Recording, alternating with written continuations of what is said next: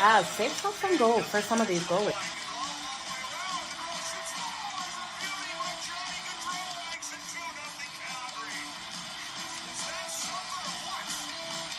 Give me both teams to score in the first period. That's coming in at plus 185 compared to the over 1.5 that is at minus 120. Okay, you guys ready? Let's make some freaking money. It's time for Pocket with Jo.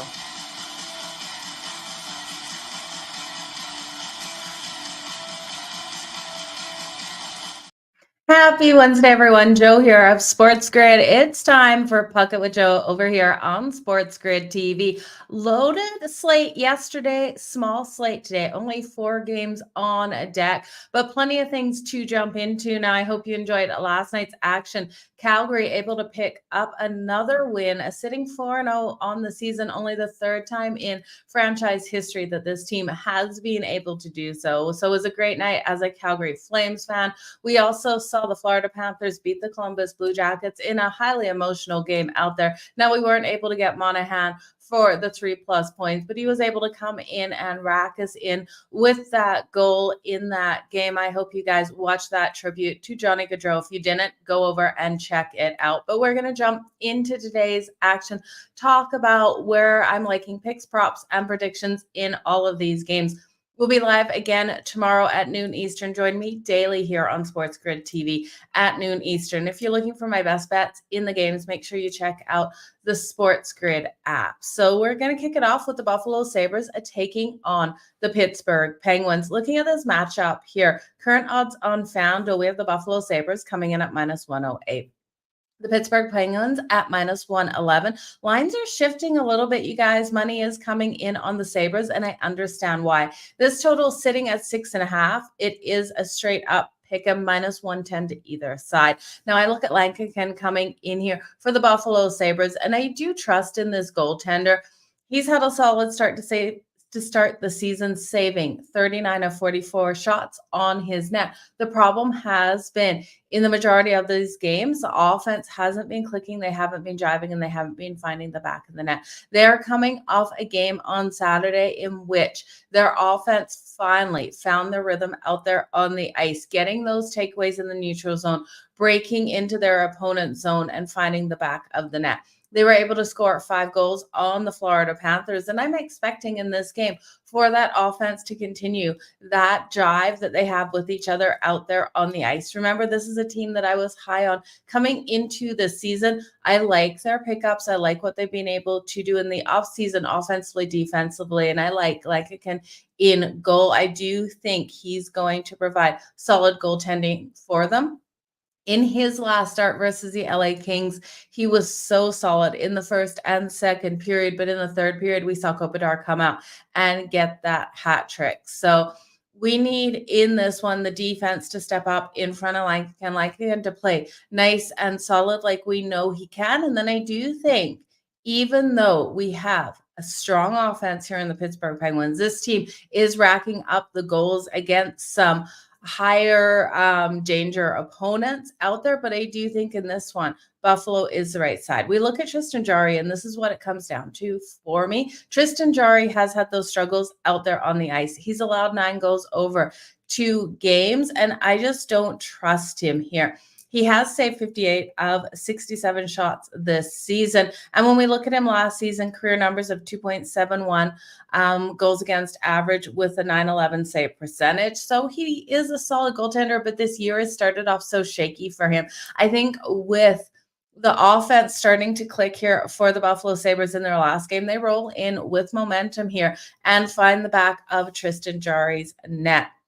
The Pittsburgh Penguins have been allowing those goals. Like I said, Tristan Jarry being the main factor here, but 4 goals and an average of 33 shots on goal per game. So the defense isn't giving him the support out there. We have seen the Buffalo Sabres allowing those goals on average of 3 and 27 shots. They've won also the Buffalo Sabres the last 2 meetings versus Pittsburgh, but home ice has been a huge advantage between these two, with the home team winning 7 of the last 10. Give me the Sabres here earlier. And when I say earlier, I'm talking 20 minutes ago when I solidified my bets and put them into my book. The Buffalo Sabres were plus 106. They're now minus 108. So we are losing value in this, but I do think still at minus 108 or what you can get on your book right around these numbers is a solid way to go. We've got the better goaltending, I think, in this matchup. I'm also going to look at that first period. I expect that first period for the Buffalo Sabres to roll out nice and strong. I like the over 1.5 goals. That's coming in at minus 126. I can't trust Tristan Jarry, and that's what it comes down to. We also have the Pittsburgh Penguins to start the season, alternating wins and losses if you buy into any of those sort of patterns. So they are off a win coming into this one over Montreal on the road. They end up winning that one 6-3. Montreal fought their way back, but they didn't come back far enough. That third period, the Pittsburgh Penguins just dominated. Okay, next game on deck. Let's go, you guys. I know, Joe, you were very excited about your Kraken. Congratulations on the win. You just got them even money. I like to hear that. Let's get this done. And you're going to roll with the Penguins in regulation. I don't blame you. This team has proven offensively each and every one of these games they can find the back of the net. So, Nicholas, I don't blame you for taking that bet. The LA Kings, and that's what I want to hear. You guys drop what you're betting. If you disagree with me, let everyone know what you're liking and why, because there's a lot of ways to look at these games as well, and your insight might help someone else. The LA Kings taking on the Toronto Maple Leafs, the next game on deck here. Over on FanDuel, the LA Kings are rolling in at plus 146 on the money line at Toronto. We always know there's certain teams that are going to be overvalued on the year. On the money line, it is Toronto. They're one of those teams, minus 178 right now. Now, that puck line for the Toronto Maple Leafs laying 1.5 coming in at plus 138. And I understand why if you jump on the puck line, why you'd want to, because we look at the Kings without Drew Doughty. I know there's a next man up situation, but this team just is off that game versus Ottawa. And we saw how many goals they allowed defensively. They're not giving goaltending the support. So the minus 1.5 for Toronto at plus 138. This total sitting at 6.5, minus 115 to the under and minus 105 to the over in this matchup. Now, there's a couple things I want to look at. Darcy Kemper expected in goal tonight for the LA Kings, and Stolarz expected here for Toronto. Now, Stolarz has been strong to start the season.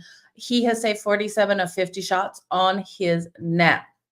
The power play is absolutely firing here for the LA Kings. If Toronto gets in the box, the LA Kings are going to be able to capitalize on that. They're converting at 26.7%. Now, the power plays struggling here for Toronto, but they've shifted a couple things. So we're going to look at that top line on the power play in just a second, but I wanted to let you guys know that that shift has happened. And when we look at that shift, I do think this power play will start clicking, especially when you look at here how the Kings have done on the kill. Their kill isn't great, and they are averaging 14.7 minutes in the box per game. That's not a good sign against Toronto here, who is shifting up these lines and I think will start to have success out there. Now, this team, the Toronto Maple Leafs under their new head coach, really is playing strong defense. They added Chris Tanev over here, and I like what he brings to the table. Remember, he was with Calgary, went to Dallas last season, and now with Toronto. Strong defensive player out there, and he's strong on all areas. So look at Chris Tanev tonight to make a huge impact for the Toronto Maple Leafs, and look for this defense to come out nice and strong. That's the main difference when I look at these teams and where the biggest edge is. It's Toronto has a stronger defensive edge, and the LA Kings are known as a strong defensive team that come out and they're hard hitting and physical. But without Drew Doughty in this lineup, and we saw that last game versus Ottawa, and their overtime loss allowed 8 goals. It was an 8-7 loss for the LA Kings, win for the Ottawa Senators. My other problem here with the LA Kings in tonight's matchup, this is their third game here off to overtime losses. So they lost in their last 2 games. One was to the Senators on Monday, and the other one was on Saturday, 2-1 overtime loss. So hard situation for this team to be in. Offensively, while the power play is clicking, the 5-on-5 They're not getting enough goals, and they've notoriously struggled versus Toronto. So this is a team that they've had their issues scoring on in the past. I'm looking at them to go under 2.5 goals in this game. Scary situation, absolutely, especially when we look at players like Kopitar already has a hat trick on the season, which would push us over the 2.5 if he came out and did it again. I just don't see it happening on this defense here of Toronto, so I will take the LA Kings under 2.5 goals at plus 104. Like I said, this team historically struggles to score on the Toronto Maple Leafs, and I like what we're seeing out of Stolarz to start. Now, when we look at the Leafs and we look at that power play, I said we'd talk about this.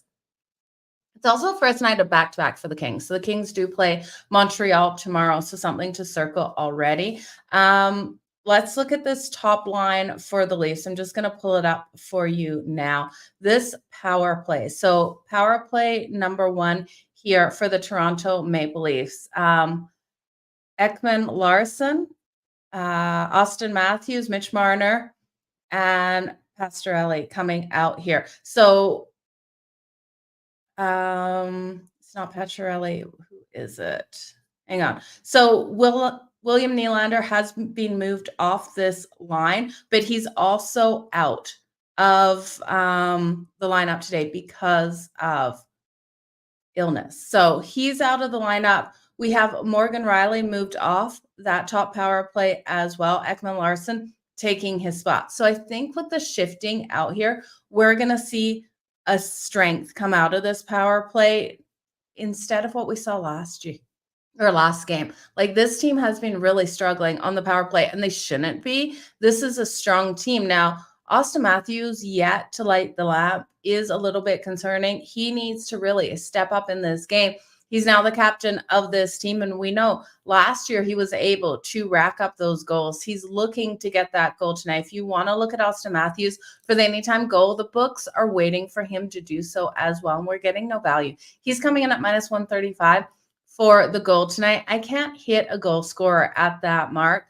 I'm going to look for the first period for Austin Matthews. He's coming in at plus 350 for that anytime goal. I think he can come out nice and strong. Kempe, power play goals, Kopitar on the other side. You know, you could look at these players because they have been firing. But when I'm taking an under 2.5, I just want to stay off of it. But we have seen Kopitar, Fiala be able to score on that power play for the LA Kings. It's been such a solid power play out there. So Toronto has to limit their time in the box. They can't give the LA Kings the opportunity because that will push them in this game, and that will push the Kings team total. So as long as Toronto can stay out of the box, as long as Chris Tanev and Ekman Larson can come out as strong as we've seen them out there, and this power play starts clicking here for Toronto tonight, I do think we can see Toronto be able to come out and get the win. The problem here is everything is so highly juiced for the Toronto Maple Leafs. Like I said, there's always going to be juice on this team. I'm going to look at the Leafs in the first period on the puck line. I'm going to lay the half a goal with them. I expect them to come out strong in front of their home crowd to start this game. The Kings off 2 overtime games, both of those being losses. Look for the Leafs to dominate in the first period, laying the half a goal, coming in at plus 145. And that's the best value I can find tonight, other than Austin Matthews in the first period to get that anytime goal at plus 350. And then the LA Kings under 2.5 goals at plus 104. As you guys know, I'm always searching for that plus money. I don't love laying a lot of juice. So let's look for that tonight. Let's now talk the Boston Bruins. The Boston Bruins rolling into Colorado. Colorado yet to record a win on the season. They're coming in at minus 128, though, on the money line. Plus 106 here for the Boston Bruins, who are sitting 2-2 on the season. Their only losses coming to the reigning Stanley Cup champs in the Florida Panthers. But they're the dog on the road. I feel like this is a game that's trying to bait you into taking the Boston Bruins with that plus money. Everyone looking at these records is going to say, well, Boston has played the better hockey. Yes, they have. The injuries have hurt Colorado. Goaltending's hurt Colorado, absolutely. But I do think in this situation, I have to roll with Colorado to get back on track. We saw Edmonton get back on track. And yes, it was an overtime versus the Philadelphia Flyers last night. That team drawing so many penalties out there. They're offside a lot. The goaltending interference is happening a lot. How many goals have they had pulled back for Edmonton? But that's another story. But I'm looking at Colorado, and I do think they get back on track tonight. We are seeing Devon Towles expected back in this lineup, top defenseman here, and I do think he can help shut down the offense here of the Boston Bruins. So give me Colorado. The juice keeps ticking up on this one. It was minus 125 just 30 minutes ago. It's jumped up to minus 128. It's only a three number difference, but get it before it's gone, you guys. Defense is struggling. Goaltending struggling, but I'm looking for that improvement, especially with Towels. Also, when we look here, this is so important to look at. We talked about it in the last game with the Kings and Toronto. Look at the power play. Look at the kill of their opponents. Look at the penalty minutes. We look here at the Colorado Avalanche. They have one of the best power plays, converting at 33.3% of the time. We then look at the Boston Bruins, and this is one of the first things I look at when I look at these teams, you guys. You look at the Boston Bruins, you look at how many penalty minutes they take per game. 15.5 minutes per game. You think about how many three-minute penalties that is that Colorado is going to have the opportunity to score. They're converting at 33.3%. I do think Colorado has the upper hand because of their ability to convert on those power plays and Boston's inability to stay out of the box. Now, they do have a strong kill. Their kill's coming in at 90.9%. They've got a weak power play themselves, and the power or the kill for the Avs is struggling at only 57.1%. So this is going to come down to which team plays best on the power play, in my opinion. And I'm going to bank on Colorado to be able to get things done. Now, we have seen the Bruins strong against Colorado. So one thing to keep in mind, they do play this team strong. But I think here, I'm going to look at those power play points for the Colorado Avalanche. I'm also going to look at a couple of players for the goals for Boston, because we know with the struggles Colorado has had, Boston still will score in this one. So Pastrnak, you got to look at Pastrnak for the anytime goal. At least I do. He's coming in at plus 120. I think when you look at defensive players like Charlie McAvoy, you can play around with his point totals. He's coming in, and he should be on the power play at plus 450 for the goal. He's coming in at plus 280 for the assist. And I haven't seen his point numbers coming out, but I would like him for that point. I do think he comes alive in this game tonight. Now, Brad Marchand yet to light the lamp. Is he going to light the lamp in this one? Because great value on Brad to light the lamp at plus 250. We know Elias Lindholm has been clicking here. He's coming in at plus 280 as well to light the lamp tonight. So those are the players I would circle from Boston. I do like looking at Colorado here better, you guys, because when we look here at Colorado, this is a team that I think can get the win. This is a team that I think can convert on the power play tonight, even though we have seen Boston's kill converting at 90.9%. Because of their amount of time in the box, I just have to fade it here. So power play points tonight for the Colorado Avalanche. We look at the top power play. So we have Casey Middlestat on the top power play, Nathan McKinnon on the top power play, Ross Colton on the top power play, Cale Makar, and Mikko Rantanen. Okay, so those are your top power play players. The most value you're getting here is Ross Colton on the power play. He centers it. He's coming in at plus 370, and I think Ross Colton has every ability to get that power play point. So it's a power play point here, anytime power play point at plus 370. Best value is in him. If you're looking at Casey Middlestat, I like him as well. He's at plus 290, but we do have value across the board. Nathan McKinnon, we know, so solid on the power play. He's at minus 115. Interesting, though, here. Cale Makar, top power play. We know, offensive defenseman, so solid. You're not getting him for a power play point tonight on FanDuel. Why? Because he's probably going to get at least 2 power play points in this one. So Cale Makar not listed on FanDuel. If you can get him on your book for plus money, I would take it. Mikko Rantanen for the power play point at plus 130. So Looking at all of those players, again, Ross Colton for me gives you the most value at plus 370, most value on the books. I do think he gets a power play point tonight.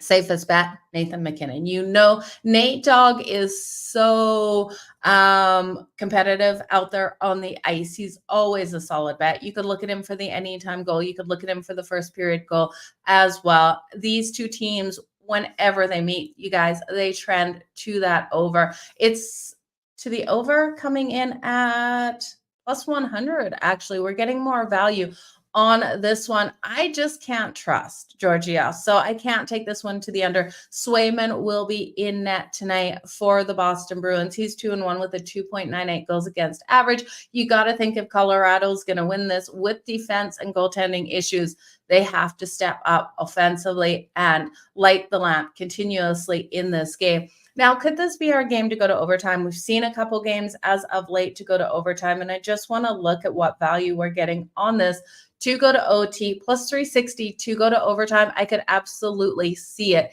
in this battle. So you can look here at the overtime bet as well.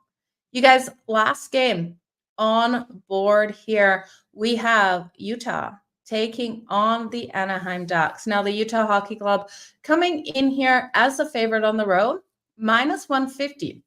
But we have the Anaheim Ducks coming in at plus 125. This is their season home opener. You guys know I love to look at a team in the season home opener. We also have the angle of Dostal in goal here for the Anaheim Ducks. Now, he really wants that number one goalie spot. He was able to get the shutout versus the Sharks in that first game. And John Gibson is injured right now. So we are seeing Dostal start. If Dostal continues to play like this, he is the future of this team. We could see him take over the number one role this season from Gibson. So looking here at the Ducks at plus 125, I think it is worth a little bit of an edge here for this team. Now we got a total of 6.5. The 6.5 is juiced to the under at minus 130. Utah's been fantastic to start the season. And yes, they didn't get the win versus the New Jersey Devils. It was, a 3-1 win for the Devils in their last game out. But you look at this team, and they've been scoring in each and every one of their games prior to that loss to the Devils. They've been strong to start the season. They won their first 3 games. I'm looking here at the Ducks have to slow them down. The only way for the Ducks to win this is if this game stays under that total, because Dostal absolutely stands on his head again in this one. We saw the game versus Vegas. Yes, the Anaheim Ducks lost, but they held the Vegas Golden Knights to 3 goals. It was a 3-1 game in there. And we know Vegas has a potent offense as well. So the Ducks have to come out strong defensively. They have to hold down the Utah Hockey Club. This has to stay under the 6.5. Now that is juiced to minus 130, which you guys know, I hate that kind of juice. We look here at a couple of things. Now, the Ducks are struggling to score. We know that. They're going to go against Utah. That kill is terrible, 78.9%, one of the worst penalty times in the league as well, 15.8. So them and the Boston Bruins are right up there for penalties. Yes, it's a potent offense. They're capitalizing on the power play, averaging conversion rates of 27.3%. So the Ducks have to play a clean game here. They can't allow Seattle on that power play because we will see that conversion here. But we do have a strong kill for the Ducks. So that defense has to come to play. They are killing 85.7% of the penalties. I'm going to take the Ducks here to be able to convert on their power play. Their power play has yet to convert, you guys. I do think they can convert tonight on the power play. I'm going to look for the Ducks team total to go over 2.5 in their home opener. It's just juicy at minus 146. So that's a lean for them to be able to get those 3 goals. I really don't want to bet it. When we look at the Ducks and what they've been able to do in the underdog role, last season they were able to win in the underdog role 31.5% of the time. We know the majority of the time the Ducks are an underdog in their games. I think you can look at some players to get the points on the board for the Ducks tonight, and some players to get points on the board for Utah as well, and kind of make yourself a parlay in this one. This is a game where it's Ducks for the win on the money line for a sprinkle and probably some props, and that's about it for me. We look at Troy Terry. He's got 1 goal. He's on the top power play here for the Ducks. I would look at him for a point tonight. Leo Carlson, the center, is on the top power play. I'd look for him for a point tonight for the Ducks. And Zegras, 1 goal so far on the top power play. I'd look for him. So those are my 3 playmakers from the Anaheim Ducks who I do think this power play can come alive. I would take the points tonight. We're not going to have to lay a lot of juice on Ducks players for those points. Unfortunately, those points are not out yet. If you want to parlay 2 of them or round robin the 3 in parlays, Troy Terry and Leo Carlson is who I trust the most to be able to get those points on the board if you just want to take 2. But Zegras, I do think, comes out. Now, when we look at Utah, potent offense here. If the Ducks can slow them down, I still do think the Ducks allow those shots. So it comes down to Dostal in goal. As long as Dostal can stand on his head tonight, I know those shots will still come because the Ducks allow an average of 31 shots on goal per game to start this season here. And yes, they played the Sharks and they played the Vegas Golden Knights. So when we look at who's going to get those shots, Clayton Keller has been absolutely lighting the lamp, 3 goals and 3 assists already on the season. Logan Cooley coming in with those 5 assists. Now Gunther, interesting, 5 goals already. He's been racking up the shots on goal. I think he's got like 30 shots on goal so far to start the season in these 4 games. To find value on his shots on goal tonight, you have to take him for 4+ shots on goal. 4+ shots on goal coming in at +158 against a Ducks team that will be looking to lock down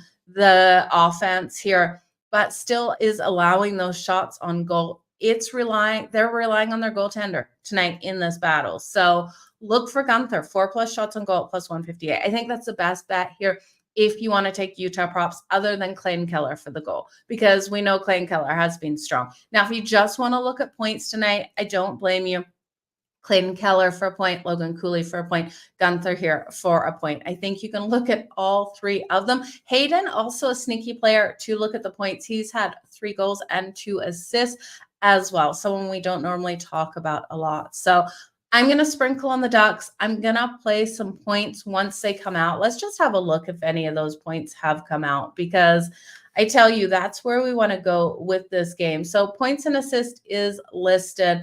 Clayton Keller for the point is -210. It's so juicy, but I wonder if we parlay a couple. So we take Clayton Keller for a point, Troy Terry for a point, Leo Carlson for a point, and Dylan Gunther for a point.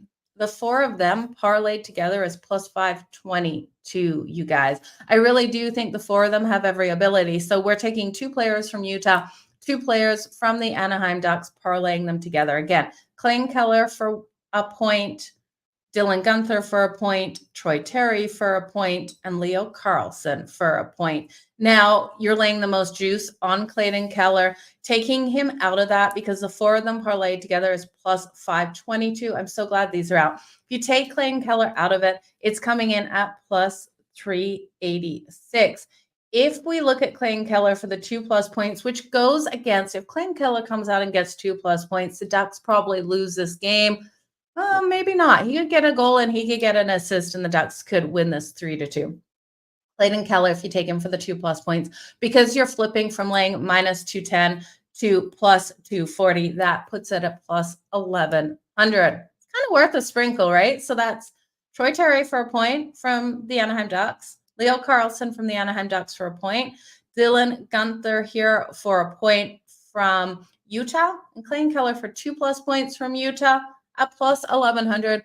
You guys know I am going to sprinkle on that. But you guys, I appreciate each and every one of you for being here today. Jo, I'm not going to take the over 6.5 between the Ducks and Utah, because I do think for the Ducks and Dostal to win this, and I'm sprinkling on the money line, it has to stay under that total. 6.5, I think this is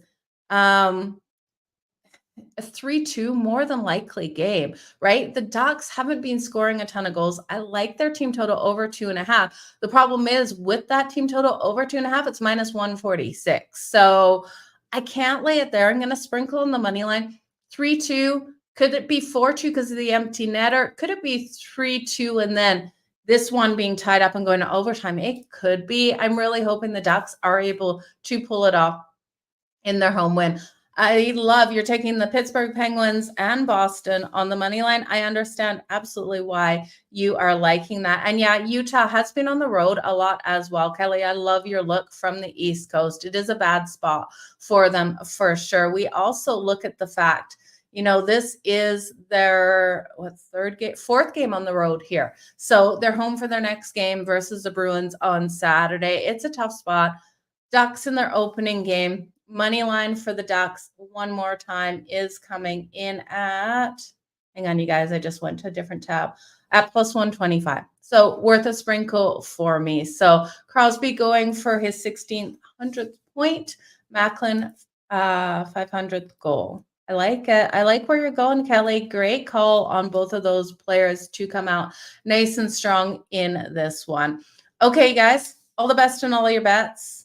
Thanks for joining me here on SportsGrid TV on X. Make sure you do me a favor, like, share, and retweet this video so I can get more eyes on this. I see 560 of you watching live right now. So if you all could give me a like, give me a thumbs up, give me a retweet, that'd be awesome. It'd make my day. You guys all the best in all of your bets. Again, follow me over on SportsGrid on the app for all of my best bets on the daily. Bye, you guys.